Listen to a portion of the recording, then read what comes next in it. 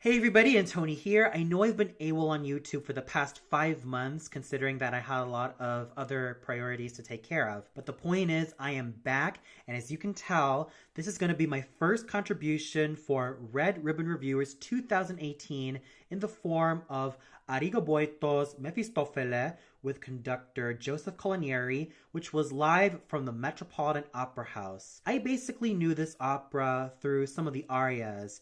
Mefistofele's Ave Señor, Son lo spirito que nega, and Ecco il mondo, and especially that of Faust's Dai campi, dai prati, and Margherita's L'altra notte al fondo al mare. And what I noticed about this opera, especially when listening to it, is that it has a lot of influences, especially from the likes of Richard Wagner, to the point where this was deemed too Wagnerian for everyone's tastes, especially when it was first premiered.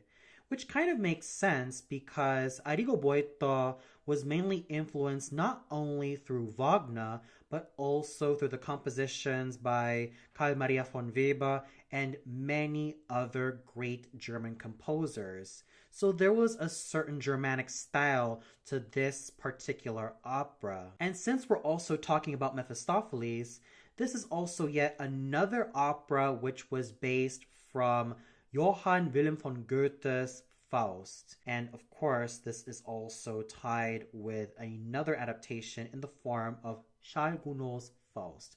So yes, much like the Gounod and Berlioz version, this does tell the tale of the old philosopher Faust being tempted by the devil Mephistopheles to experience a lot of worldly pleasures, to the point where he ends up corrupting the life of one innocent young maiden in the form of Margherita, in French Marguerite, and in Italian Margherita. But this opera also fleshes out some other elements, like in the prologue, we see that Mephistopheles mocks the other agents of heaven, that he can be an expert at tempting any man out there.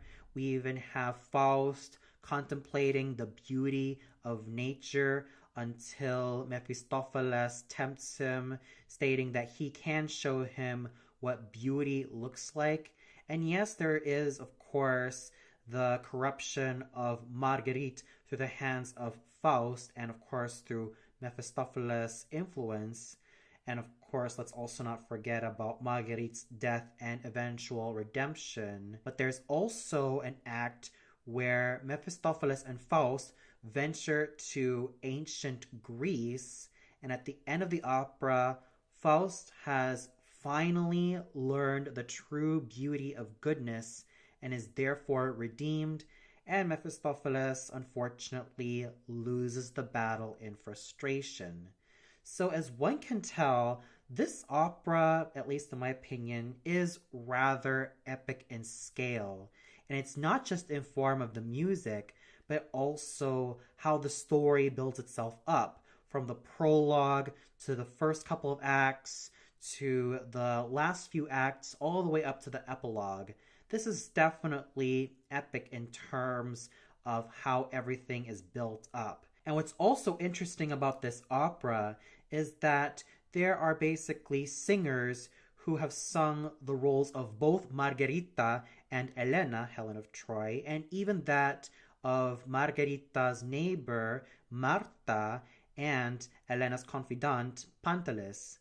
Basically, you have the same soprano singing both roles and the same mezzo singing both roles. With that said, let's get on to what I thought about the singers, starting off with Christian van Horn as Mefistofele. Now, just like Gounod's Mefistopheles and even that of Berlioz's Mefistopheles, this is a role that is really coveted by a lot of basso cantantes. Any basso cantante who is specialized in the likes of Philip II from Don Carlo, Ramfis and the King from Aida, Sparafucile from Rigoletto, Pagano from I Lombardi alla prima crociata, Silva from Ernani, Procida from I Vespri Siciliani, Massimiliano from I Masnadieri, Colline from La Bohème, both Marcel and Le Comte de Saint-Brie from Les Huguenots, Bertram from Robert le Diable, Fasolt from Das Rheingold, Heinrich der Vogler from Lohengrin, and Gurnemans from Parsifal have all flocked to sing this particular devil. And some interpreters include the likes of Fyodor Shaliapin, Nazareno d'Angelis, Ezio Pinza, Cesare Siepi, Nikolai Gyaurov, Nikolai Guselev, and Samuel Ramey, and even what we had today with René Pape. What you really need in this particular devil, much like Gounod's Mefistopheles and Berrios' Mefistopheles, is not only a superb basso cantante, in which he has a very beautiful voice that can reach the depths of any true basso, but what you also need in this role is someone with a certain amount of charisma, dark humor, as in gallows humor, and someone who is able to imbue lots of charm, thus making this character all the more vibrant, even though we, the audience,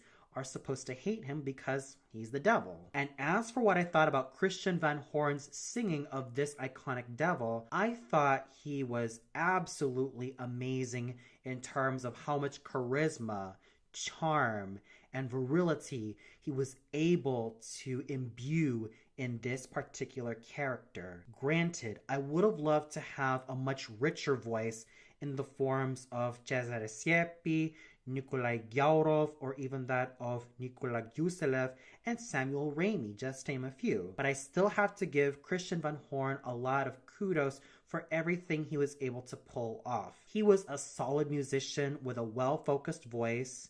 He was virile enough in order to make Mefistopheles a pretty menacing and, dare I say, devilishly charming character, and he had enough pizzazz which made him all the more alluring and all the more seductive in everything he did. So even though I was missing that sort of richness and that sort of dark, masculine, and virile quality that I love in many a basso cantante, I still have to give Christian Van Horn a great amount of kudos for everything he pulled off as this iconic devil. Singing his foil, Faust or Fausto, was Michael Fabiano. Now what you really need in this particular role is a spinto tenor who can also sing lyrically with a great amount of bel canto techniques to back him up. He not only needs to have the florid singing found in Percy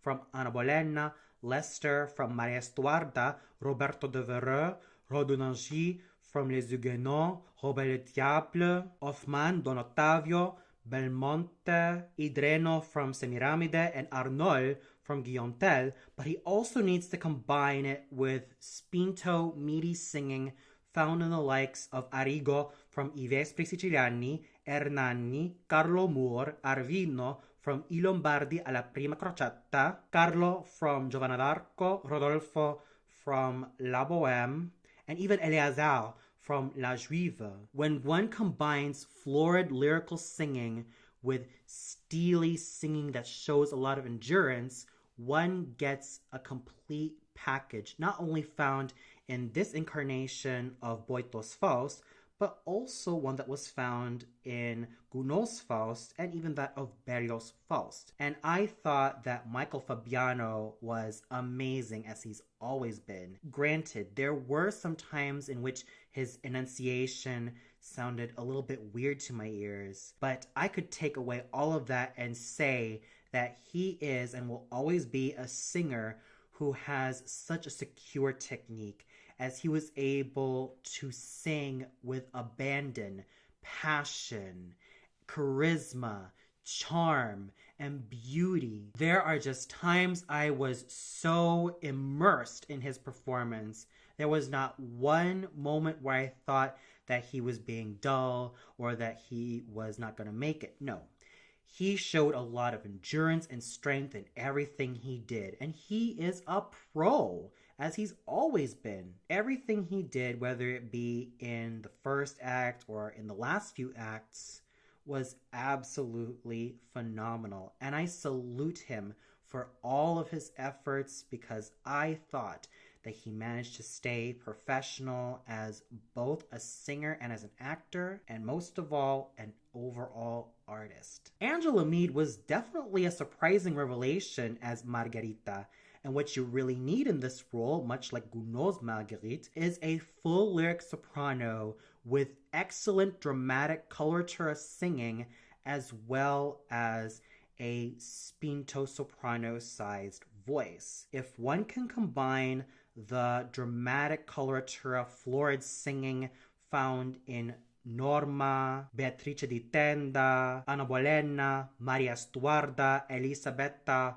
from Roberto de Vereux, Semiramide, and Matilde, and of course combine that with the youthfulness found in Amalia from I Masnadieri, Giselda from I Lombardi alla prima crociata, Mimi from La Bohème, Antonia from Le Comte of Man, Giovanna d'Arco, Lucrezia Contarini, Louisa Miller, and Violetta Valeri from Traviata, and of course combine that with the meteor singing found in Rachel from La Juive, one gets an absolute marathon of a role that spans from being lyrical in her first few moments to her most dramatic moment found in her famous aria L'altra notte al fondo al mare. So what one gets is definitely a marathon of a role, not only for a full lyric soprano, but also for a spinto soprano and to some extent a dramatic coloratura soprano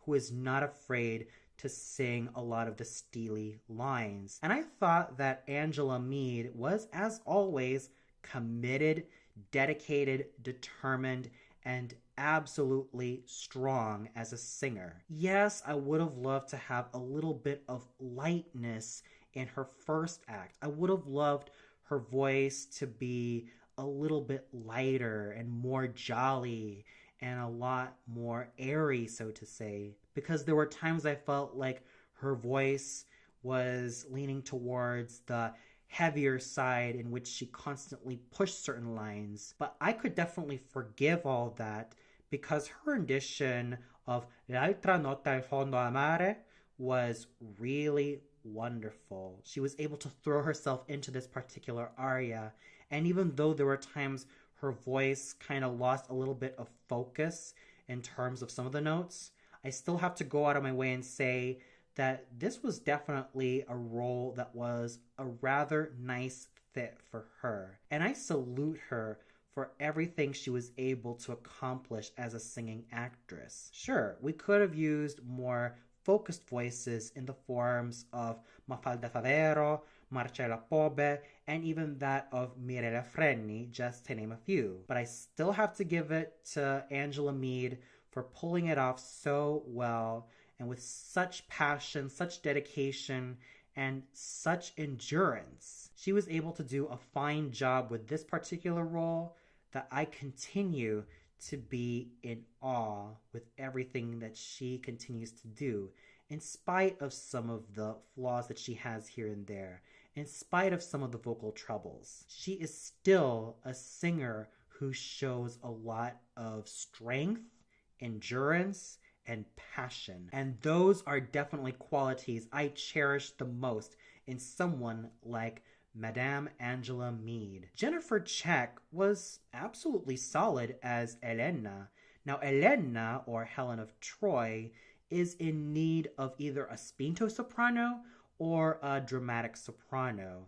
Someone who is able to specialize in the likes of Lady Macbeth from Verdi's Macbeth, Abigail from Nabucco, Chrysothemis from Electra, the Marschallin from Der Rosenkavalier, Freya from Das Rheingold, Zenta from Der Fliegende Holländer, and a lot of other great roles for either a spinto or a dramatic soprano. Sure, her role may be short, but it is pretty challenging in terms of getting the right emotions, especially when it comes to her aria, Notte Cupa, in which she is able to enunciate such depth of character and emotion that one is able to completely get invested in anyone who dares touch this role. My favorite interpreters of Elena are definitely that of Montserrat Caballé and Giannina Arangi Lombardi, just to name a few. And I thought that Jennifer Check did a fine job as Elena. Oh, sure, I would have loved to have a slightly steelier, more focused voice,